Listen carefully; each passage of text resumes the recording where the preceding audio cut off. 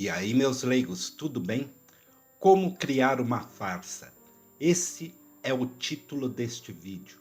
Temos que admitir, esse tal de Nicolas Ferreira é um fenômeno.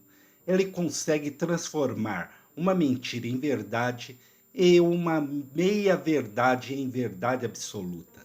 Me faz lembrar da máquina de propaganda da Alemanha anterior à Segunda Grande Guerra. Vejam, este indivíduo, quando jovem, devia ter alguma dúvida sobre sua identidade de gênero. É só procurar e ver. Hoje ele é um dos perseguidores das pessoas que não se identificam com gênero de nascença. Na verdade, creio que até hoje a dúvida persiste. Aquela voz de menininho e jeitinho não é de um homem hétero. Está mais para, como se dizia no passado, um giletão que corta dos dois lados. Será que ele é hétero ou homo? Não sei. Mas ele se fez na política com a perseguição contra homossexuais e tem que manter essa postura para continuar engajando. Mas o assunto deste vídeo é demonstrar a farsa de sua retórica. Lembremos que, conforme até apontado no momento, o esquema fraudulento do INSS foi montado, a quem diga, a partir de 2016, ou seja, cruzou o governo do Temer e se consolidou no governo Bolsonaro, o inelegível. Há fatos na investigação que comprovam que a maioria das entidades investigadas foram criadas e abençoadas no governo daquele que será condenado.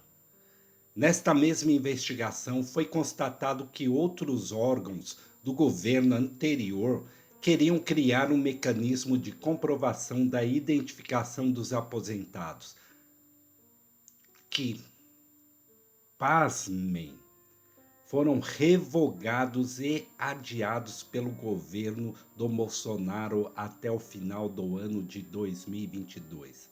Agora, depois de anos do início do esquema, o atual governo deu autonomia para a PF e a CGU, que em 2023 iniciou a investigação. Vejam, não dá para imaginar que na transição do governo anterior, os que comandavam o INSS iriam chegar para o recém-empossado governo e dizer que havia um esqueminha que estava rolando no subterrâneo do INSS. Lembremos que tudo estava institucionalizado, baseado em leis escusas, que não era somente bloquear e acabar com esquemas sem investigação. Tudo começou em 2016 e depois agora o atual governo fará prevalecer as investigações dos órgãos de controle. Então, tudo que esse indivíduo fala são meias verdades para proteger o governo anterior, jogando a culpa no atual governo. Quer dizer, só este governo que tem que saber das irregularidades e o governo que criou esse ambiente fértil para os golpistas não sabia o que iria acontecer. Oi, sou eu de novo. O que estava ruim ficou ainda pior. Nos últimos dias veio à tona um dos maiores escândalos envolvendo aposentados e pensionistas do INSS. O rombo, segundo levantamentos, ultrapassa a casa de 6 bilhões de reais. 4 milhões de idosos roubados e a maioria das vítimas do Norte e Nordeste. Mas isso todo mundo já sabe. O que eles não te contaram é que o escândalo atual era de 6 bilhões. Hoje, com um novo relatório da CGU, mostrou que só em 2023, 35 mil reclamaram de fraude. E o valor movimentado, 90 bilhões. 90 bilhões. Nós estamos de diante reais. do maior escândalo de corrupção da história do nosso país. E o golpe era o seguinte: aposentados eram filiados sem consentimento, tinham valores descontados direto do contra-cheque, ou faziam empréstimos que eles nunca pediram. E daí, quando reclamavam, nada acontecia. Estamos falando do desvio de valores bilionários de pessoas doentes e idosas. Dinheiro que deveria estar no bolso de quem trabalhou a vida inteira e hoje depende da aposentadoria para viver. E é claro, Já cansei, não vou dar mais voz para esse indivíduo. Vamos ver o que se diz aí, né, sobre as investigações. fraude no INSS, o elo com o governo Bolsonaro e as supostas propinas a Ciro Nogueira e Ricardo Barros. Apontado pela PF como sócio oculto de 3 organizações investigadas em esquema com crédito consignado, o empresário Maurício Camisotti tem longa relação com o PP de Ciro Nogueira e se envolveu nas vendas da Covaxin ao governo Bolsonaro.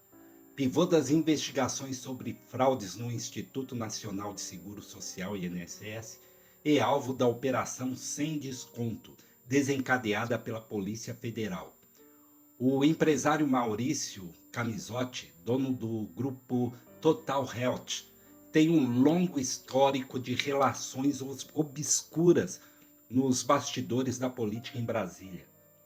Dono de empresas na área de seguros e de saúde, Camisotti teria usado laranjas para controlar e a aposentados mutualistas para benefícios coletivos, a União dos Aposentados e Pensionistas do Brasil e o Centro de Estudos dos Benefícios dos Aposentados e Pensionistas. 3 das organizações investigadas nesse esquema. Segundo a Polícia Federal, as 3 organizações tinham como diretores estatutários funcionários e parentes de executivos do grupo de empresas de Camisotti e pagaram a 4 empresas do grupo Total Health um montante de 43 milhões de reais, segundo obtidos por quebras de sigilo.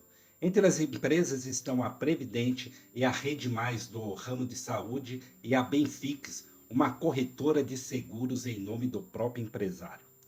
A Previdente, por exemplo, é dirigida por José Hermes Cesar Brilhante Palmeira, que foi secretário-geral estatutário da Ambec. A empresa recebeu 16,3 milhões da Ambec. No inquérito, Camisotti é descrito pela PF como figura central do esquema de corrupção que investiga fraudes em empréstimos consignados feitas pelas associações. As 3 ligadas a eles foram criadas ou ganharam corpo durante o governo Michel Temer e Jair Bolsonaro. A Ambec, por exemplo, teve um salto gigante em arrecadação durante o governo do Bolsonaro. Em 2021, as contribuições de associados foram de parcos R$ 135. Já no ano seguinte, essas contribuições saltaram para 14,9 milhões. Em 2023, o montante chegou a 91 milhões. Esse período foi justamente quando Paulo Guedes, ministro da Economia do então governo Bolsonaro, liberou endividamento maior dos aposentados com crédito consignado, chegando a liberar créditos que poderiam comprometer até 45% da renda recebida por aposentadoria ou pensão. Covaxin e PP. Covaxin e PP de Ciro Nogueira e Ricardo Barros. CEO do grupo Total Health, Maurício Camisotti tem uma longa relação com políticos do Partido Progressista, o PP, e chegou a ser investigado pela Polícia Federal, segundo reportagem da revista Isto É, em 2019, por pagamento de propina aos deputados Aguinaldo Ribeiro, PP da Paraíba, e Ricardo Barros, PP do Paraná.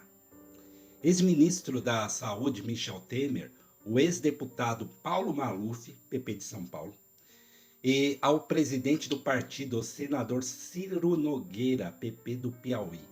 Mesmo sob investigação no caso, Nogueira assumiu a Casa Civil do governo Bolsonaro em 4 de agosto de 2021 e era tratado como presidente de fato, enquanto o capitão fazia campanha em motocicletas, Ele também foi um dos principais articuladores, junto ao Arthur Lira, PL de Alagoas, no chamado Orçamento Secreto, que liberou a farra de emendas aos parlamentares da base aliada no Congresso.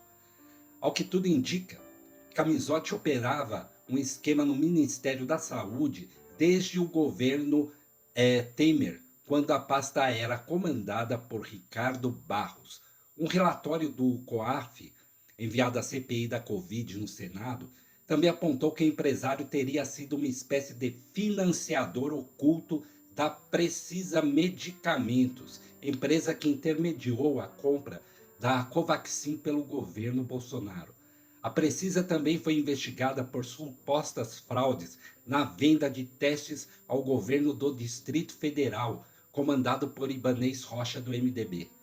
Segundo o documento do COAF, Camizotti tentou fazer uma operação de câmbio no valor de 18 milhões de reais em dólares para a compra de testes de Covid em nome da Precisa Medicamentos. Como era sócio, como não era sócio nem procurador da empresa, o banco rejeitou a transação. Camizotti alegou primeiramente que foi ao banco apenas para endossar um empréstimo à Precisa. Com a recusa da operação, ele disse ter emprestado os 18 milhões de reais a pedido de Francisco Maximiano, ou Max, dono da Precisa. Foi feito um contrato de mútuo, né, registrado pelo advogado Nelson Williams. E foi feito isso aí e foi financiado para eles comprarem os testes, porque eles tinham um contrato com o GDF e toda entrega programada, afirmou lá na época, né? Investigado pelo Ministério Público do Distrito Federal, Camizotti alegou que a Precisa não pagou a dívida. O empresário ainda foi investigado pelo longo histórico de contratos milionários com o GEAP, Plano de Saúde dos Servidores Públicos Federais, cuja diretoria é indicada pelo Ministério da Saúde, pela Casa Civil e o INSS.